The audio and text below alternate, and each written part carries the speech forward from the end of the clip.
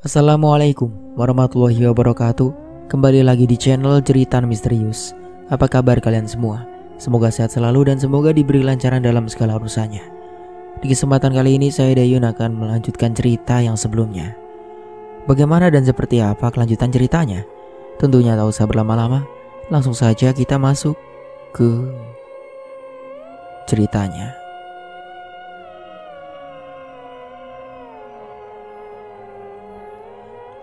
Ada 2 ritual tumbal yang dilakukan di desa ini, kata Muryono. Dia mengungkapkannya dengan pelan-pelan. Ritual tumbal 15 bulan sekali dan ritual tumbal ke-16.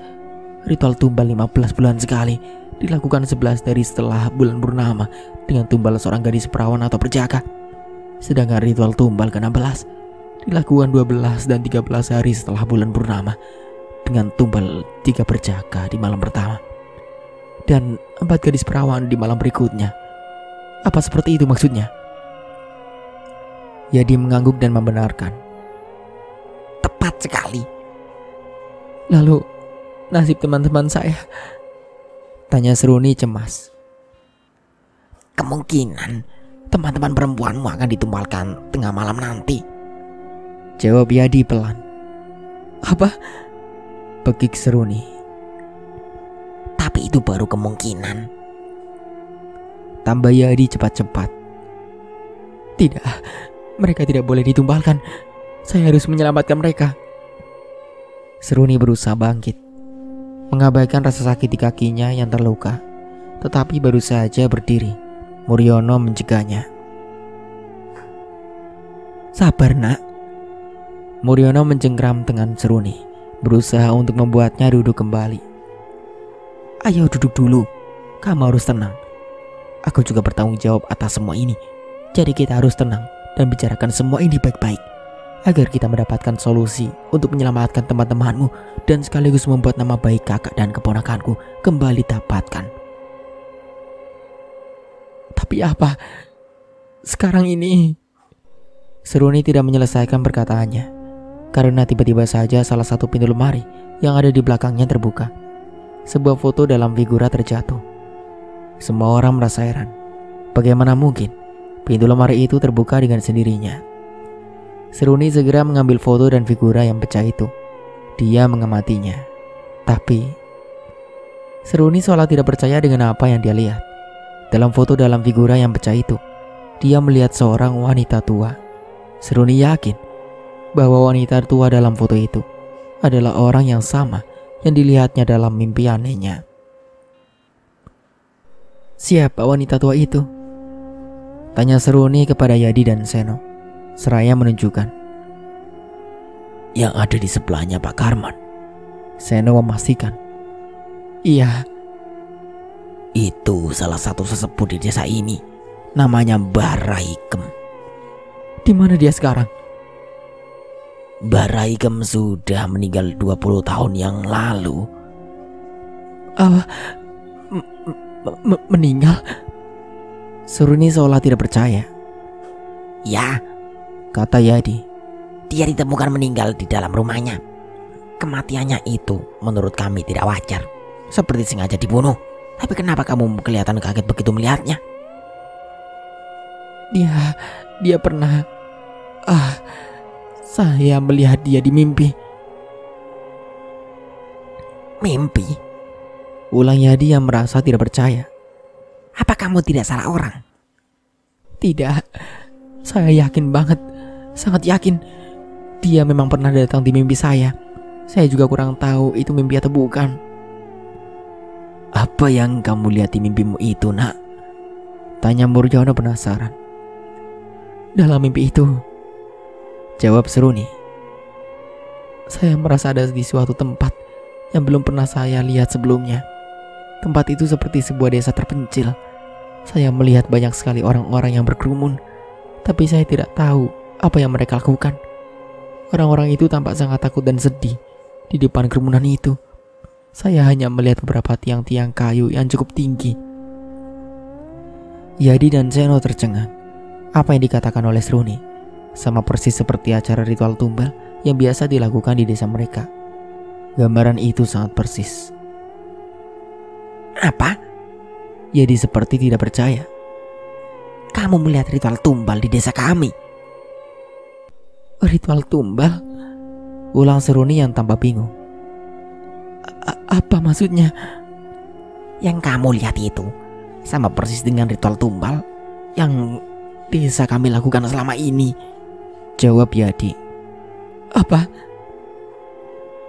Mungkin Baraikem berusaha memberitahu sesuatu lewat dirimu, nak, pikir Muryono. Apalagi yang kamu lihat? Apa yang dikatakan Muryono mungkin benar. Baraikem mungkin saja ingin memberitahunya sesuatu tentang desa ini. Ketika saya ingin melihat apa yang sebenarnya mereka lihat di depan kerumunan, wanita tua, maksud saya Baraikem, memegang tangan saya. Dia memberi saya sepotong kain yang dilipat setelah menuju ke arah depan kerumunan. Sepotong kain? Muryono mengulang. Apa isinya, nak? Saya juga tidak tahu. Tapi anehnya setelah saya bangun, kain itu ada dalam genggaman saya. Apa kamu masih menyimpannya? Tanya Muryono penuh harap. Masih, jawab Seruni. Kalau tidak salah, saya menaruhnya di dalam tas. Tolong ambilkan sekarang juga, nak. Seruni hanya mengangguk. Dia bangkit dan berjalan ke kamarnya dengan susah payah. Seruni sangat yakin sepotong kain yang Baraikem berikan kepadanya disimpan di dalam tas. Setelah mengeluarkan semua isi yang ada di dalam tas, dia menemukan sepotong kain yang dicarinya itu. Dia segera kembali ke ruang keluarga, di mana Muryono, Yadi, dan Seno menunggu. Ini sepotong kain yang saya maksud tadi, kata Seruni seraya duduk dan meletakkan kain tersebut di atas meja setelah membukanya. Apa isinya? Tanya Yadi tidak sabar. Hanya ada tulisan, jawab Seruni setelah mengamati sepotong kain tersebut. Tapi saya tidak tahu artinya. Muryono juga melihat. Dia tampaknya sama seperti Seruni, tidak tahu arti tulisannya ada sepotong kain itu. Muryono mengambilnya dan memberikan kepada Yadi. Aku rasa kalian mengerti bahasa dalam tulisan ini. Yadi menerimanya dan membaca tulisan itu bersama Seno. Gusti Agung, Gusti Pangeran, ingkang karsa, ingkang ngendhake, sing becik ketuduh, lugu di belanggu, sing mulya dikanjura, agung kasinggung. Gusti Agung, Gusti Pangeran, ingkang panguasa, ingkang merawira. Gambar nafsu angkara murka, ajur lebur sing dadra, medot si jahat si jahil. Begitu arti dalam tulisan itu. Apa artinya? Tanya Muryono setelah melihat Yadi dan Seno selesai membaca. Yadi seperti berpikir sejenak sebelum menjawab. Kalimat-kalimat ini menerangkan bahwa seorang yang baik, lugu, mulia, dan agung telah dituduh dan dijerat. Yadi kembali membacanya sekilas. Dan ada kalimat yang sepertinya meminta bantuan dari Gusti Allah untuk melepaskan keangkaran murkaan, meleburkan yang telah merajalela dan memutusi jahat yang laknat. Apa maksud dari semua itu? Gumam Muryono. Tidak berbeda dengan Muryono, Seruni tidak mengerti sedikit pun maksud dari kalimat-kalimat yang ada di sepotong kain itu. Dia berusaha untuk berpikir keras. Jalan yang dipilih Alfian merasa benar ketika dia melihat salah satu orang yang dicurigainya keluar dari sebuah bangunan seperti gudang. Alfian bersembunyi di balik sebuah pohon, mengawasi orang yang diyakininya bernama Sipur. Dia melihat Sipur masuk ke sebuah rumah besar yang terletak di depan gerbang melalui pintu belakang. Alfian melihat kepala Sipur yang berdarah. Alfian masih bersembunyi. Dia menunggu Sipur yang mungkin saja akan kembali keluar dari dalam rumah besar itu. Dugaan Alfian benar.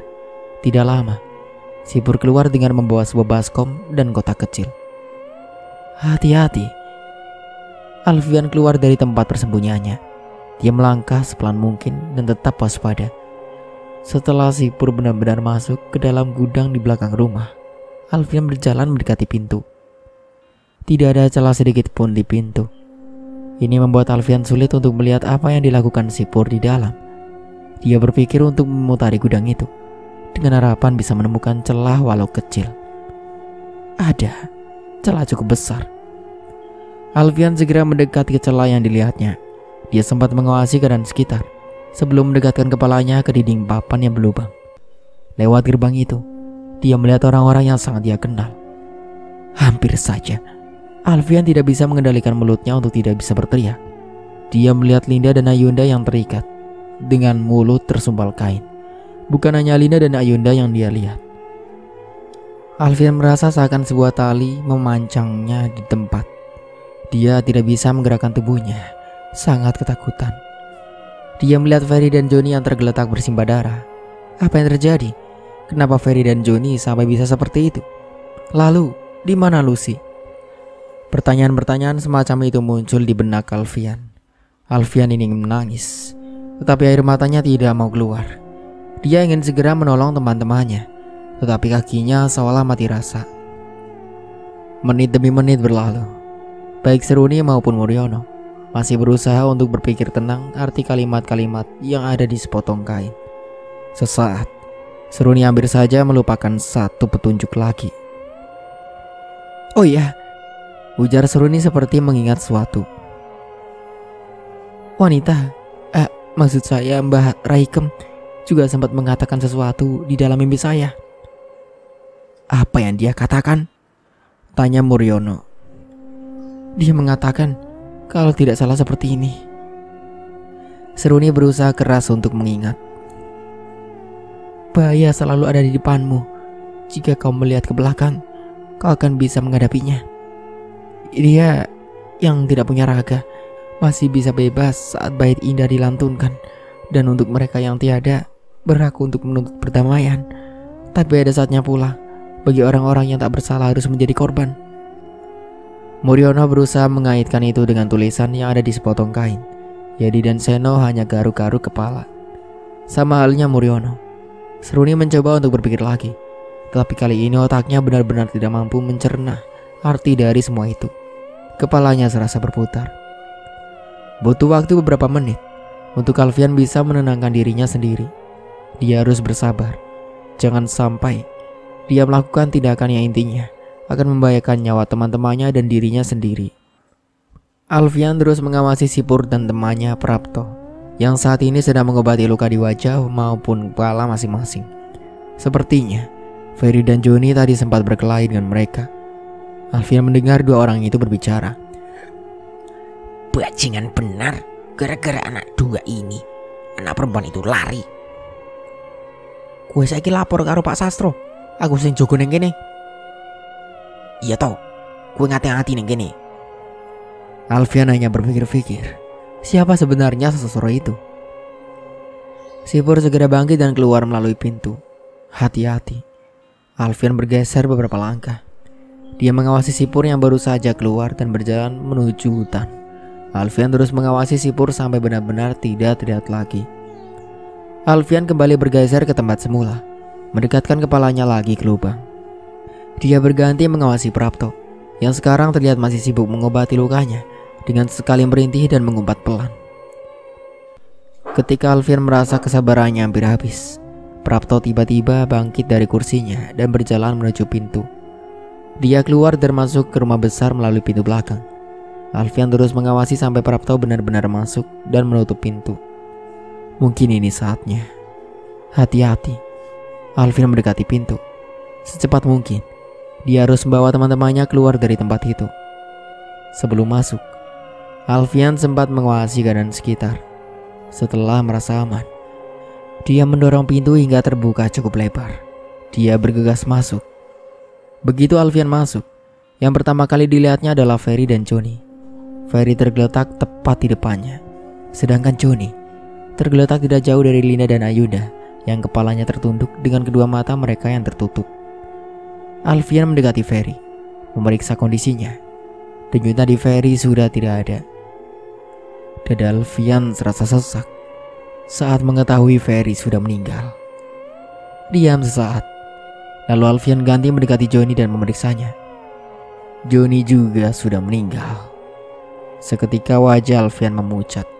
Dia merasakan tubuhnya benar-benar lemas, sangat lemas. Tangannya gemetar saat menangkup mulut. Dan tidak lama, buliran bening keluar dari kedua matanya yang tertutup.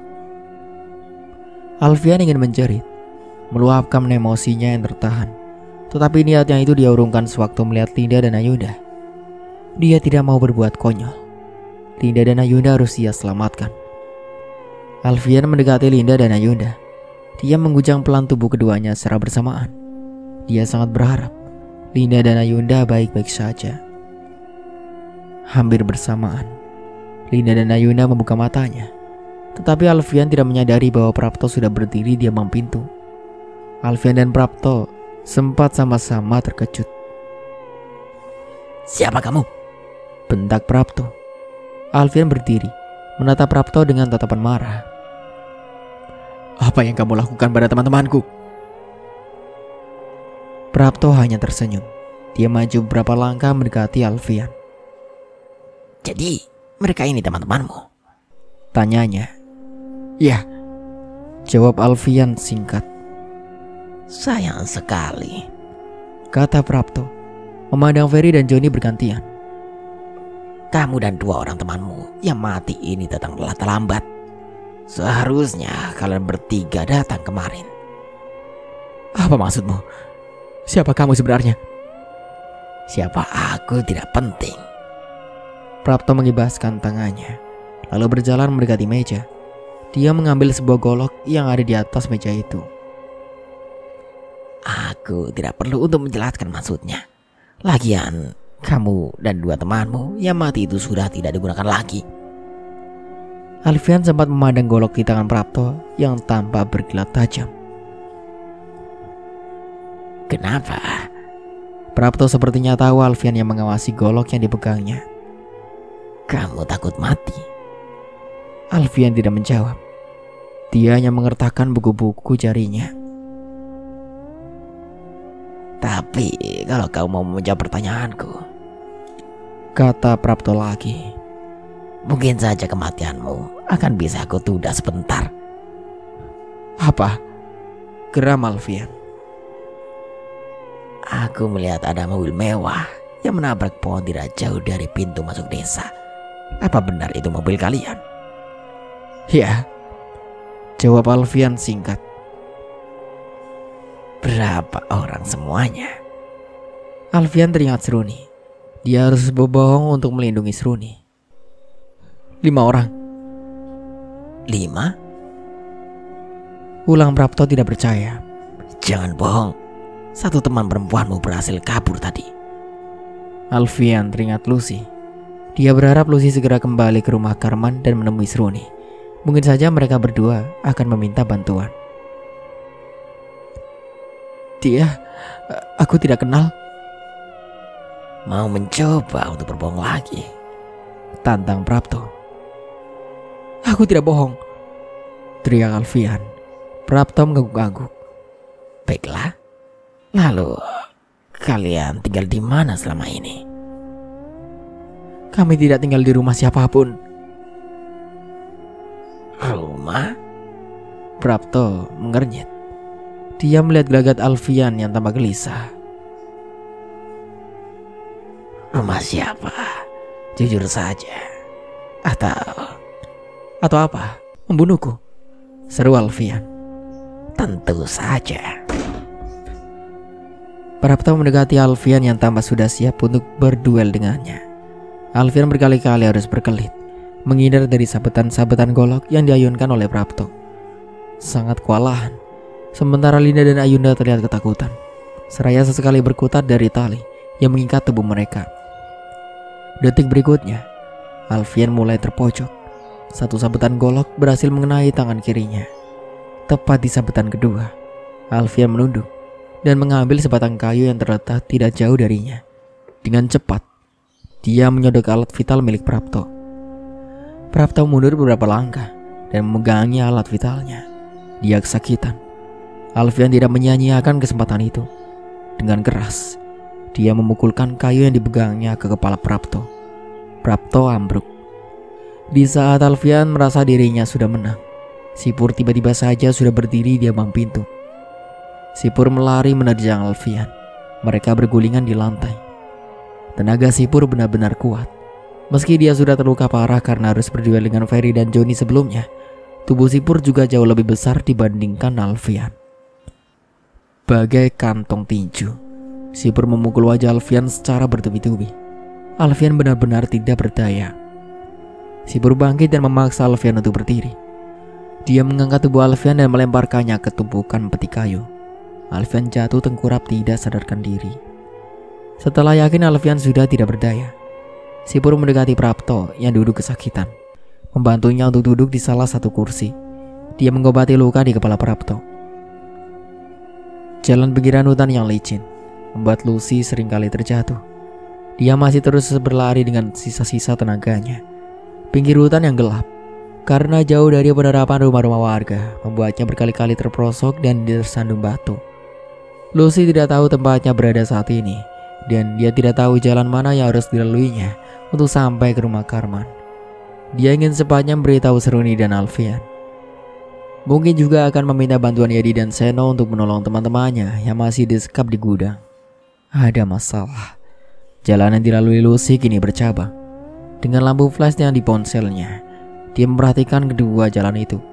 Setelah berpikir sejenak, dia memutuskan untuk memilih jalur kanan. Dia tidak tahu bahwa jalan tersebut adalah jalan masuk ke tengah hutan, tempat di mana Yang Wongso dikuburkan.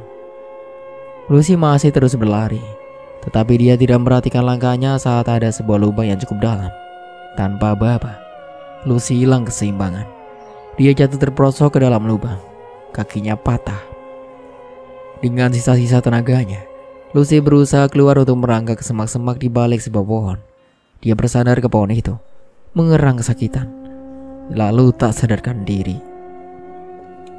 Sulit bagi Seruni untuk memusatkan pikirannya pada petunjuk yang diberikan oleh Mbak Rakiem. Pikirannya terus melayang ke teman-temannya yang tak bagaimana kondisi mereka saat ini. Sama halnya Seruni, Muriono masih belum bisa memahami maksud dari semua petunjuk itu. Dia berpikir, jika dia mengetahui beberapa hal lagi dari Yadi dan Seno tentang desa itu, dirinya akan bisa memahami petunjuk Mbah Rakem. Aku harus mengetahui beberapa hal lagi dari kalian berdua, ujarnya. Katakan saja, kami akan menjawabnya sebisa kami, kata Yadi. Muriono mulai bertanya, apa yang kalian ketahui tentang Mbah Rakem? Mbah Rakem itu salah satu sesepuh desa kami. Beliau yang paling tahu tentang asal-usul desa kami. Menurut yang kami dengar dari beberapa warga, beliau merupakan cucu terakhir dari pendiri sekaligus kepala desa pertama desa ini. Seruni yang sepertinya mengerti arah pemikiran Muriono mulai tertarik dan ikut mengajukan pertanyaan. Apa Bapak tahu siapa kepala desa itu? Ya, tentu saja, jawab Yadi lesu. Dia adalah Eyang Wongso Direjo. Apa? Seruni tampak terkejut. Dia pendiri desa ini, dan dia juga yang menghancurkan desa ini. Ya, begitulah. Muriono merasa ada yang aneh. Tapi kenapa? Katanya, orang yang dulunya merupakan pendiri desa, sekarang orang itu malah berusaha menghancurkan desa yang dia bangun sendiri. Itu karena makamnya telah dirusak oleh Lasmanto, anaknya Pak Karman, kata Yadi. Bukankah kita semua tahu itu? Bahkan Lasmanto sudah difitnah oleh Sastro dan anak buahnya, kata Muriono. Tapi kejadian tersebut pernah terjadi juga pada 35 tahun yang lalu, tutur Seno. Kejadian apa? Saat makam Eyang Wongso dipindah. Apa yang terjadi saat itu? Puluhan orang menjadi korban, jawab Seno, ngeri. Hanya dalam kurun waktu sebulan. Siapa yang memberikan wewenang untuk memindahkan makam Eyang Wongso? Kepala desa saat itu, kalau tidak salah, Pak Kardi namanya. Apa kalian tahu alasannya kenapa makam Eyang Wongso dipindah? Sayangnya kami kurang tahu. Kami berdua masih sangat muda waktu itu. Ya, Yadi membenarkan. Kami masih bocah. Kembali lagi pada Mbak Rakem. Muriono menghela nafas. Sebagai sesepuh desa, apa Mbak Raikem diam saja? Maksudku, Mbak Raikem adalah cucu dari Eyang Wongso. Dia pasti sangat tahu tentang Eyang Wongso, bukan? Mbak Raikem sangat menentang semua isu itu, jawab Yadi. tapi tidak ada warga yang percaya kepadanya. Siapa yang menyebarkan isu itu? Kalau itu kami tidak tahu. Halo, apa yang dilakukan Mbak Raikem saat kakakku difitnah? Saat itu Mbak Raikem sudah meninggal. Tepat sehari sebelum Mbak Karman dan Lasmanto meninggal. Seno menambahkan perkataan Yadi. Apa? Meninggal? Ya, Yadi membenarkan. malam itu Pak Karman dan kami berdua yang membukanya meninggal di dalam rumahnya. Apa kalian tahu yang pernah Mbak Raikem katakan pada kakakku semasa hidupnya? Kami hanya tahu kalau Mbak Raikem pernah bilang berkali-kali tentang Eyang Wongso yang dijadikan kambing hitam. Maksud kalian, Eyang Wongso juga telah difitnah? Kami juga kurang tahu. Kami mendengarnya hanya sekilas. Saya pernah dengar, kata Seno. Dulu Mbak Raikem pernah mewanti-wanti Pak Karman untuk berhati-hati pada seseorang. Siapa? Seno mengangkat bahu. Saya tidak tahu. Perbincangan mereka berdua berhenti saat ayah masuk mengantar minuman. Muriono bersandar di kursinya dan menutup mata. Entah kenapa aku sangat yakin seorang itu ada hubungannya dengan Sastro, atau mungkin Sastro sendiri. Seruni yang dari tadi diam akhirnya bertanya, apa yang Pak Yadi dan Pak Seno ketahui tentang Sastro? Semenjak Pak Karman meninggal, jawab Yadi, Sastro mengambil alih jabatan kepala desa. Ayahnya dulu juga pernah menjabat sebagai kepala desa. Ayahnya? Ya, ayahnya. Dia menggantikan Pak Karti setelah dicopot dari jabatannya oleh warga gara-gara perintahnya untuk memindahkan makam Eyang Wongso yang mengakibatkan puluhan orang menjadi korban. Berapa lama masa jabatannya? 15 tahun. Setelah itu baru Pak Karman menjabat kepala desa. Dugaan saya sangat kuat, kata Seruni. Ayah dan anaknya sama semua menginginkan jabatan kepala desa. Untuk mewujudkan keinginan itu, mereka telah memfitnah kepala desa sebelumnya. Itu sangat mungkin. Keluarga Sastro adalah dalang dibalik semua yang terjadi di desa ini, ujar Muriono. Lalu, soal semua orang yang menjadi tumbal, apa semua itu ulah Sastro juga? Tanya Seno bingung. Kalau soal itu, aku juga belum tahu, jawab Muriono. Sekarang, apa yang harus kita lakukan? Teman-teman saya harus ditolong, kata Seruni. Yadi dan Seno memandang Muriono. Mereka berharap Muriono tahu harus apa yang mereka lakukan untuk menyelamatkan nyawa teman-teman Seruni. Kapan ritual tumbal akan dimulai? Tanya Muriono. Tepat tengah malam nanti, jawab Seno. Seruni melihat jam di ponselnya. Itu berarti ritual tumbal akan dimulai sekitar 2 jam lagi. Muriono menyadari bahwa Seruni sudah benar-benar sangat cemas. Dia berusaha membuatnya tenang. Kamu tenang dulu, katanya. Kita pasti akan menyelamatkan teman-temanmu. Aku akan berusaha mengartikan petunjuk yang diberikan oleh Mbak Raikem. Saya minta tolong pada kalian, pinta Seruni. Selamatkan nyawa teman-teman saya. Pasti, yakin Muriono. Ini semua juga tentang nama baik kakakku. Aku tidak akan membiarkan semua ini terus terjadi. Sekarang beri aku waktu sebentar. Seruni hanya mengangguk. Dia sudah tidak bisa untuk berkata apa-apa lagi. Aku minta kepadamu, kata Muriono seraya memberikan sari kertas dan pena kepada Seruni. Tolong kamu tulis apa yang dikatakan oleh Mbak Raikem agar aku mudah untuk mengartikannya. Seruni segera mengambil pena dan secarci kertas yang diberikan Muriono. Dia menulis kalimat demi kalimat yang dikatakan oleh Mbak Raikem dalam mimpinya. Sudah selesai, dia menyerahkannya kembali kepada Muriono. Muriono membacanya berulang-ulang. Dia berusaha memahami arti kalimat-kalimat itu. Sesekali, dia memejamkan matanya, berusaha untuk berpikir lebih keras. Seruni benar-benar cemas. Dia sangat berharap pada Muriono. Hanya Muriono lah yang bisa membantunya untuk menyelamatkan nyawa teman-temannya saat ini. Menit demi menit berlalu, tetapi belum juga ada tanda-tanda bahwa Muriono bisa mengartikan petunjuk itu. Seruni tampak was-was. Bagaimana kalau Muriono tidak bisa mengartikan semua itu? Lalu, bagaimana nasib teman-temannya? Beberapa menit kemudian, perasaan Seruni sedikit lega setelah mendengar Muriono berkata, "Aku sudah tahu arti semua ini." "Apa artinya?" tanya Seruni tidak sabar. "Ini seperti sebuah misi," jawab Muriono, "yang harus kita lakukan." "Misi?" ulang Seruni. "Maksud Bapak?" "Lihat kalimat pertama dan kedua." Muriono menunjuk tulisan yang Seruni tulis. Seruni, Yadi, dan Seno mendekat. Mereka memperhatikan kalimat yang ditunjuk oleh Muriono. "Di kalimat pertama dan kedua saling berkaitan," lanjut Muriono. "Kalimat pertama menerangkan bahwa bahaya selalu ada di depan, dan kalimat kedua menerangkan bahwa kita harus melihat jauh ke belakang. Itu artinya, kita jangan melihat ke hari yang akan datang, tapi kita harus melihat ke jauh-jauh hari sebelumnya, hari di mana kakakku dan anaknya meninggal." "Jadi secara tidak langsung," kata Seruni, "kita dibawa untuk kembali ke masa lampau." "Kurang lebih seperti itu," Muriono membenarkan. "Dari situlah kita tahu siapa yang sebenarnya bersalah." "Sastro dan anak buahnya," Seruni mencoba untuk menebak. "Benar sekali," jawab Muriono senang.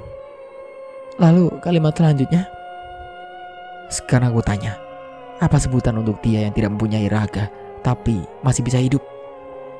Yadi dan Seno tampak berpikir keras, tetapi Seruni yang sedikit ragu lebih dulu menjawab,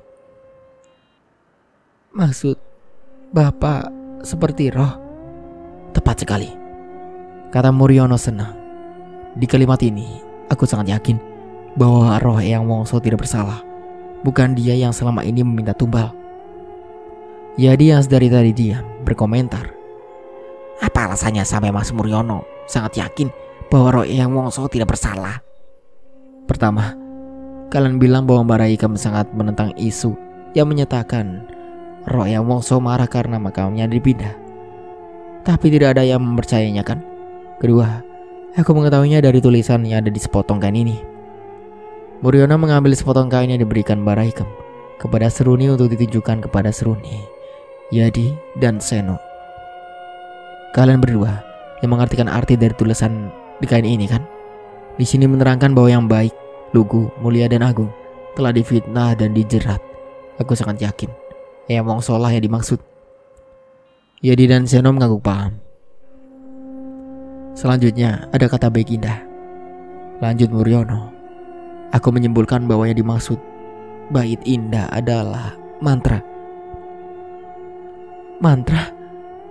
Seruni mengulang. "Mantra untuk apa?" "Mantra untuk bebaskan roh Eyang Wongso yang telah dengan sengaja dijerat," jawab Muriono. Dia menunjukkan sepotong kain yang masih dipegangnya. "Ini mantranya." "Berarti selama ini roh Eyang Wongso telah dijerat," kata Seno. "Dan apa yang dikatakan oleh Mbak Raikam bahwa Eyang Wongso sudah dikambing hitamkan itu benar?" "Semua itu benar," kata Muriono. Lanjut kalimat berikutnya. Di kalimat ini menerangkan bahwa mereka yang sudah meninggal berhak menuntut kedamaian. Mereka tidak lain adalah kakakku, Karman, dan anaknya Lasmanto. Mereka berdua punya hak untuk dikuburkan secara layak." "Mas Muriono memang benar," kata Yadi. "Pak Karman dan Lasmanto belum dikuburkan secara layak sampai saat ini." "Lalu, arti dari kalimat yang terakhir? Maksud saya, bukan teman-teman saya yang akan menjadi korban, kan?" Seruni sangat cemas. "Itu yang kita tidak ketahui," jawab Muriono. "Bisa saja bukan teman-temanmu, melainkan korban-korban yang tidak bersalah sebelumnya." "Kalau begitu, tunggu apa lagi? Kita harus segera bertindak, kan?" desak Seruni. "Tunggu dulu." Muriono mencegah Seruni untuk siap untuk berdiri. Waktu yang kita dimiliki tidaklah banyak, hanya kurang dari 2 jam. Maka dari itu, kita tidak boleh menundanya lagi, protes Seruni. Coba kamu pikir dulu, kata Muriono. Apa mudah bagi kita untuk mencari sisa-sisa dari jasad kakakku dan anaknya itu? Kita juga harus menyiapkan yang lahat untuk mereka. Dan tentunya kita harus punya kain kafan. Seruni mendengar hal itu, kembali cemas. Sesaat, dia senang karena bisa menyelamatkan teman-temannya. Tetapi nyatanya, semua itu tidaklah mudah untuk dilakukan. Kita harus bagi tugas, ujar Muriono. Katakan, apa yang harus kami berdua lakukan? Tanya Seno. Salah satu dari kalian harus cepatnya mendapatkan kain kafan dan menyiapkan yang lahat, jawab Seno. Satunya lagi, harus melepaskan roh Yang Wongso dari jerat yang membelenggunya selama ini. Dan aku akan ke rumah sastra untuk membongkar kedoknya. Terlalu berbahaya jika Mas Muriono ke sana sendirian, kata Yadi. Iya, betul itu, Seno membenarkan. Pasti antek-anteknya juga ada di sana. Insya Allah tidak akan terjadi apa-apa denganku. Apa yang harus saya lakukan? Tanya Seruni yang merasa dirinya tidak dilibatkan. Kamu tetap tunggu di sini saja, jawab Muriono. Tidak, saya tidak bisa hanya duduk dan menunggu di sini, protes Seruni. Kakimu sedang terluka. Luka ini tidak seberapa dibanding nyawa teman-teman saya. Mengertilah Seruni. Kita pasti akan berusaha sebisa mungkin untuk menyelamatkan teman-temanmu itu. Maaf Pak Muriono, keputusan saya sudah bulat. Saya harus ikut. Muriono tidak ada pilihan lain. Dia akhirnya mengizinkan Seruni untuk ikut, karena tidak banyak lagi waktu yang mereka miliki. Baiklah, kata Muriono akhirnya. Kamu yang bertugas untuk bebaskan roh Yang Wongso dan mencari sisa-sisa dari jasad kakakku dan anaknya. Tapi kamu harus ditemani oleh salah satu dari Yadi dan Seno. Biarkan Mas Yadi saja yang menemani Seruni, usul Seno. Saya akan menyiapkan kain kafan dan meminta bantuan teman saya untuk membuat liang lahat. Baiklah kalau begitu, kita harus menyelesaikan misi ini secepat mungkin sebelum tepat tengah malam. Siap, kata Yadi dan Seno hampir bersamaan. Kamu Seno, buatlah satu liang lahat itu di pemakaman desa ini, perintah Muriono. Yadi dan Seruni, kalian segera menguburkan sisa-sisa dari jasad kakakku dan anaknya setelah berhasil untuk membebaskan roh Yang Wongso. Jangan sampai ada yang tertinggal. Aku akan ke rumah sastro untuk mencegah terjadinya ritual tumbal. Setelah selesai, kalian langsung menyusulku ke rumah sastro. Kita semua akan mengungkap kejahatannya di depan seluruh warga. Setelah selesai untuk memberikan instruksi, Muriono dan yang lainnya segera berangkat. Dia bergegas ke rumah sastro sesuai petunjuk yang telah Yadi dan Seno berikan. Sementara itu, Seno bergegas untuk mencari kain kafan dan menyiapkan yang lahat. Seruni berjalan dengan susah payah menuju makam Yang Wongso di tepi hutan dengan ditemani oleh Yadi. Perjalanan menuju makam Yang Wongso yang terletak di tepi hutan sangatlah gelap. Senter tua milik Yadi setidaknya mampu untuk mempermudah Seruni dalam langkah. Meskipun sudah berkali-kali Yadi menawarkan bantuan, Seruni tetap saja menolaknya.